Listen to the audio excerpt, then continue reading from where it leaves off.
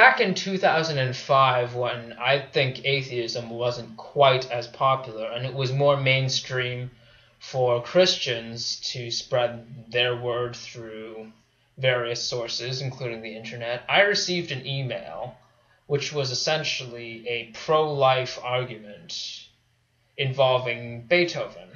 And I had absolutely no recollection of this email until it was brought to my attention recently. And this argument has many variations. This argument can be very generic or very specific, but the argument in question, or at least the version that I got in the email I was sent, is pretty much the one that's been going around the internet. And it goes a little something like this. I want your opinion on the terminating of a pregnancy, says the first person. The father was syphilitic, the mother had tuberculosis, and of the 4 children born, the first was blind, the second died, the third was deaf and dumb, and the fourth also had tuberculosis. What would you have done? The second person says, I would have terminated the pregnancy. Then the first person says, then you just murdered Beethoven. And as for the base information of this story, it is 100% false. Yep, I can personally attest to that because I studied music history twice now, once in school and once as a prerequisite for piano. But hey, don't take my word for it. Go study music history for yourself, or just do a basic cursory check on the internet and see for yourself. So for those of you who are in the know of these stories, you'll know that they're full of shit in terms of detail and how the details of the story are not congruent with anything in reality whatsoever. But that's not the main issue here. At least I don't think it is.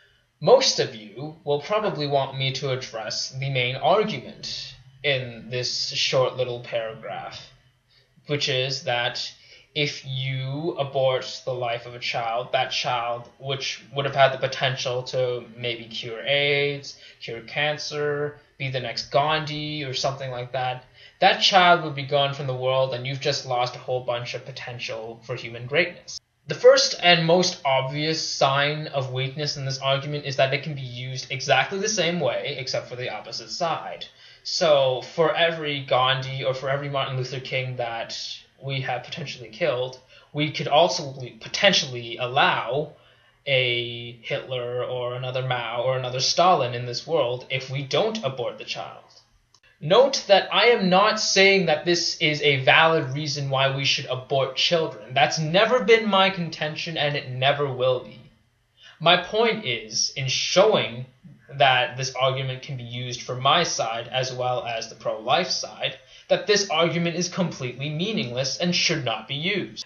Finally, I think it's a little bit interesting how this argument can be used essentially for many things, like, well, don't put a condom on. Every life that you stop from happening when you have protected sex could have been a person who might have succeeded in life and like cured cancer. So kids, don't put on condoms when you're having sex because otherwise you'll be putting the world back. Or this, ironically enough, can be used for the position of abstinence as well. So why are you being abstinent when every time you could be having sex and maybe, just out of the 1 in 7 children you might have from unprotected sex, one of those might happen to succeed and cure cancer? Do you understand the impracticality and absurdity of this argument now? I've already explained many times why I am pro-choice rather than pro-life, but I think that I might as well explain again with the use of an example, and to reference what I've said earlier as to why it's not likely that someone might grow up to be the next Einstein or the next person that will make some miraculous cure for some disease if that life is not aborted. Because when you look at it logically, most abortions happen because the lives of those who are being aborted, if you can even call it life, are not necessarily wanted. Maybe it was the product of a rape. Maybe the parents cannot fully provide for that child if it really grows up to be a child. For whatever reason, that life is not wanted. And let's say the person is forced to conceive the child. maybe because of a law put there by pro-lifers. Okay, so the person most likely doesn't have the means to support the child. And even if the person has the means to support the child will not be fully loved. And that is not a good learning environment, I'm afraid. Whether it's because you lack the funds for education, or maybe just knowing that the child is not loved in the household that they live in, is not any sort of environment that would breed success.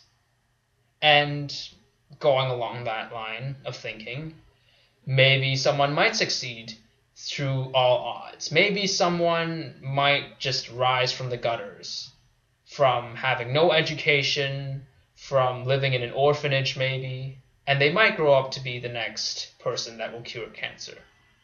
But then again, I will use the same argument that pro-choicers use against them.